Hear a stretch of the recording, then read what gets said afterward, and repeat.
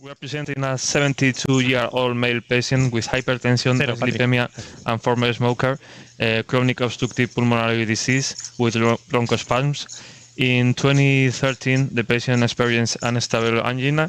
A severe lesion was identified in the left anterior descending artery, which was treated with revascularization using one drug, electing stent. From 2013 to 2023, the patient has been experiencing persistent anginous chest pain. 4 coronary angiographies have been performed and no new lesions have been found. The echo, the stress test, EKG, and the lab test were normal. And the current medication include acetyl salicylic acid, amlodipine, oral nitrates, ranulazine, and bisoprolol. Here you can see the angiograms. The right coronary artery and the circumflex artery show no coronary lesions. The left anterior descending artery presents the previous stent without evidence of restenosis or new coronary lesions. Therefore, given the absence of coronary lesions, we propose to study of coronary microvascular dysfunction. So, an index of microvascular resistance greater than 25 or a coronary flow reserve less than 2.5 are pathological values that are associated with a high rate of cardiovascular events.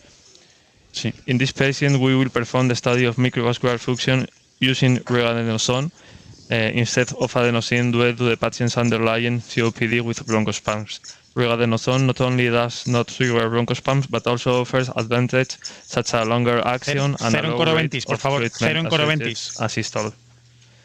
Lastly, we will perform a provocative test for coronary vasospasms with acetylcholine. So that's all, and that's not our plan. Alfonso. Okay, thank you, Danny.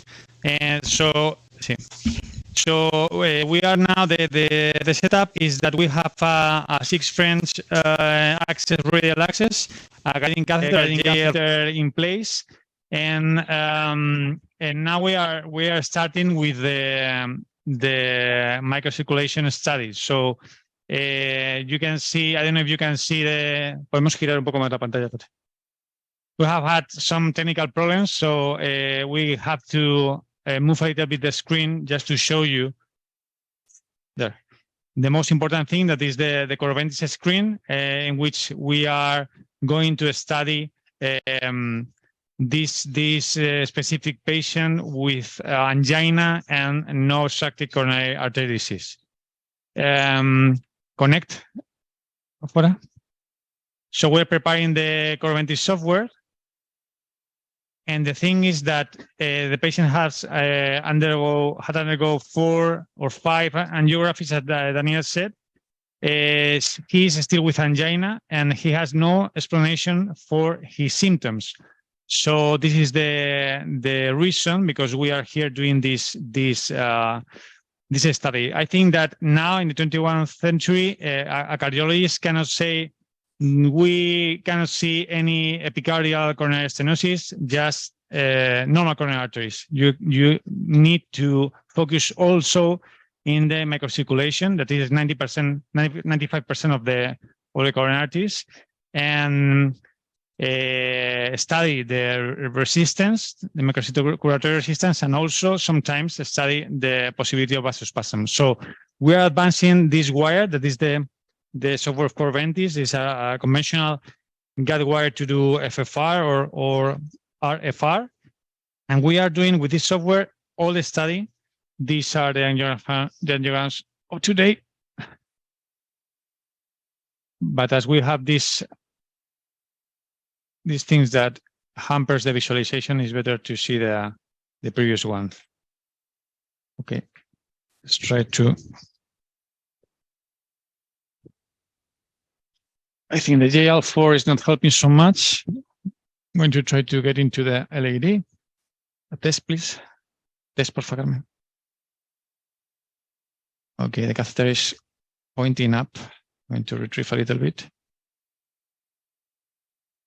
I am there. Okay, perfect. So I'm going to retrieve a little bit the wire, extract the introducer.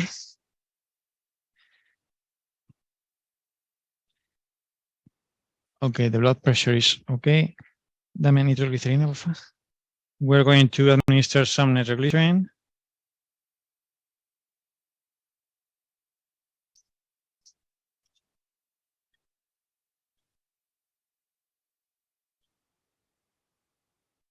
Okay. Con salino, ¿vale? Con salino.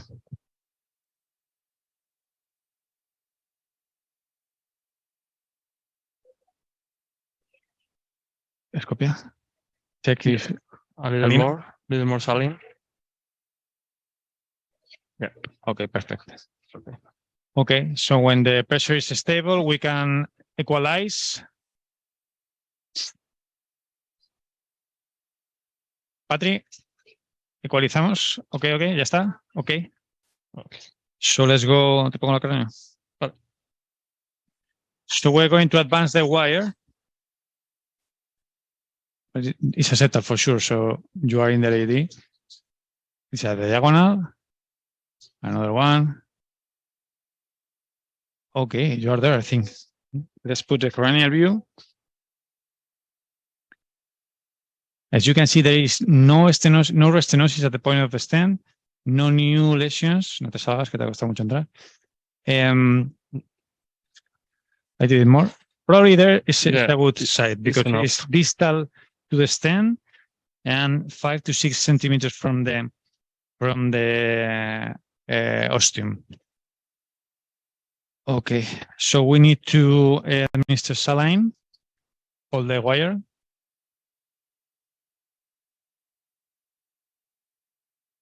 Until we don't see anything. Again. More. Okay.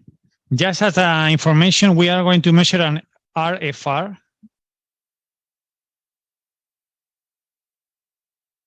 So it's not one. It's not one. It has a previous stent. So the equalization was perfect. So we are going to move to the other mode, to CFR IMR. This one, okay. Yeah. So we are starting with the microcirculation study, microvascular dysfunction, and then if we can see anything, or even if we do, we are continuing with the vasospasm study. So for this study, we are doing with the thermodilution method with the Coronary system. As you can see in the screen, you have resting measurement and also an hyperemic ones. So we have to perform with the injection of a small amount of saline, 3 measurements of transit time, just to have the resting measurements. And then we induce a hyperemia. In this case, we are using Regadenoson, as Daniel said before, because of the respiratory things. And then the software, the Coronary software, is going to give us everything: FFR, IMR, CFR, and we need afterwards to interpret the results that not always is easy. So Danny is going to inject saline, and as the transit time is proportional in an inverse way to the injector, to the cardiac output, we know that looking at time, the transit time, we know the flow. So we are going to inject an error. Okay. We have to inject it again. As said before, the software is going to tell you. Okay. Closer. But... Closer. Mm-hmm. I don't know if we have to modify the last one. You see, we are doing always 3 measurements to be the more accurate we can.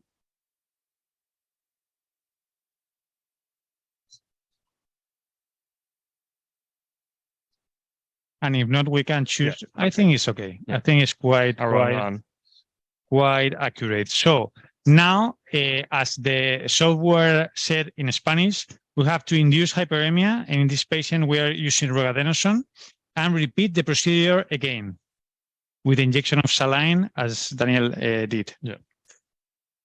So we are using Regadenoson for patients with asthma or bronchospasm with very good results.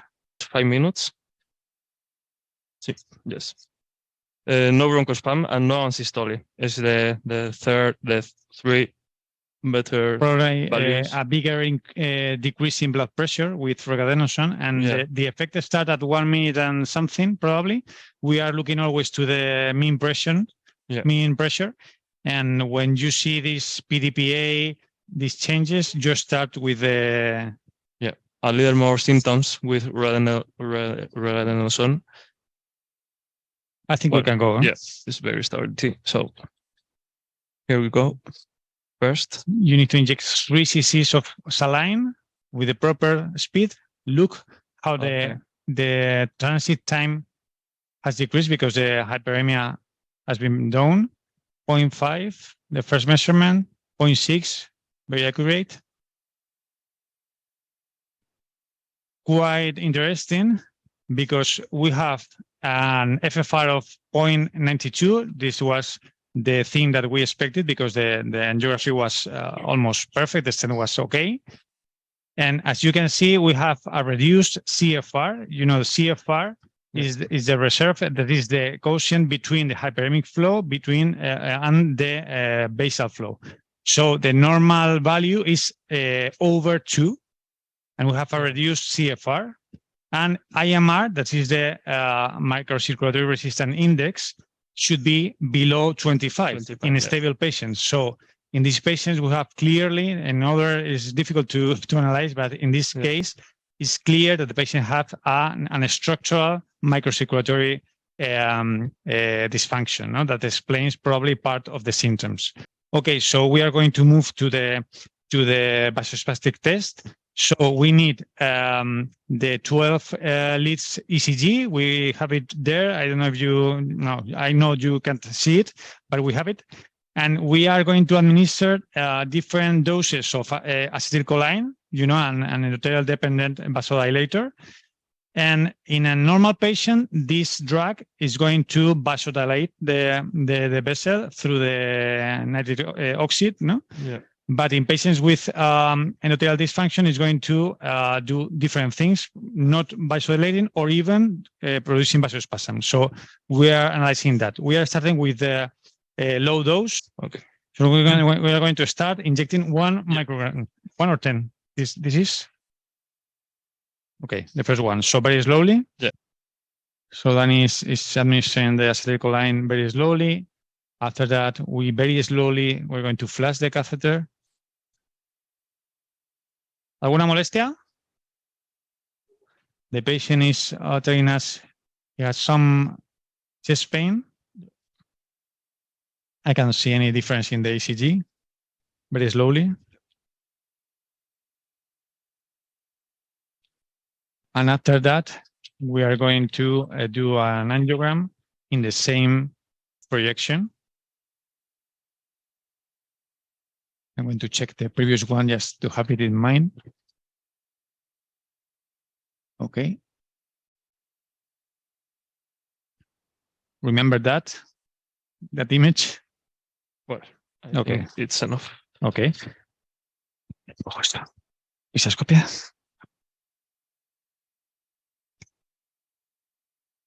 This is another controversial thing about the wire. Some people retrieve the wire a little bit because the wire can produce vasospasm. Another maintain the wire just to check for a safety reason and also to check the velocity and with the coromentis on. I think we should retrieve a little bit the wire, just a little bit, to maintain the position of the guiding catheter just in case we need to inject nitroglycerin or something in the stent. Probably okay. Let's do a scene here.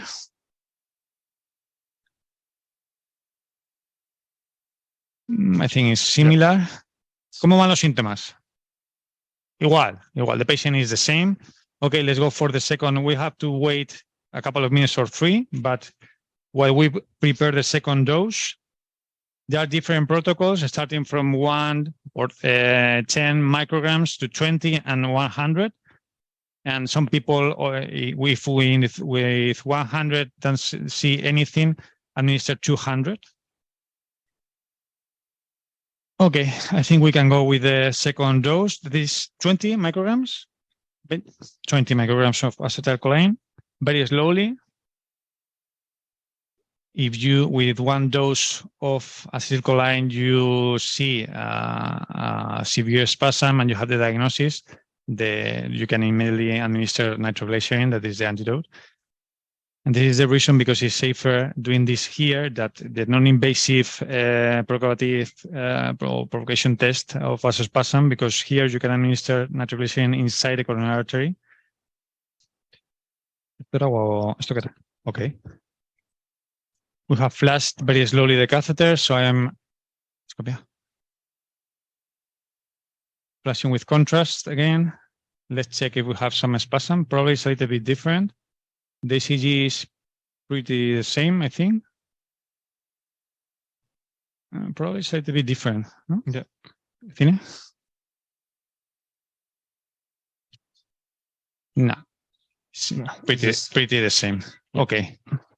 We can wait 1 minute more and go for the dose of 100 micrograms. Okay, this is the 100 dose syringe. It's very important to have the different syringe for this thing and to mark them properly, because one confusion could be complicated. ¿Qué tal? Un poquito más.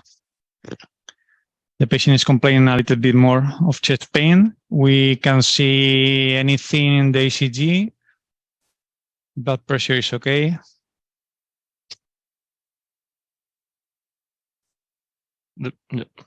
¿Esto era agua? Yes. Okay. Imprime el electropadre, ¿vale? Escopia. The patient is complaining for more chest pain. I don't know if it's typical or atypical. Okay, let's do a cine here. Yeah.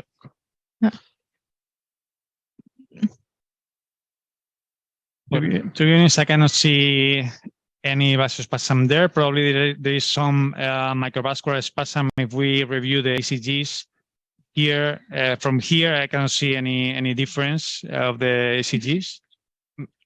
Maybe some SP tanks, very slight, very flattened ST, probably. Probably this is a combination of endotypes, and probably has a structural dysfunction with a high IMR and also some microvascular spasm, because epicardial vasospasm, I think, is ruled out. Is good.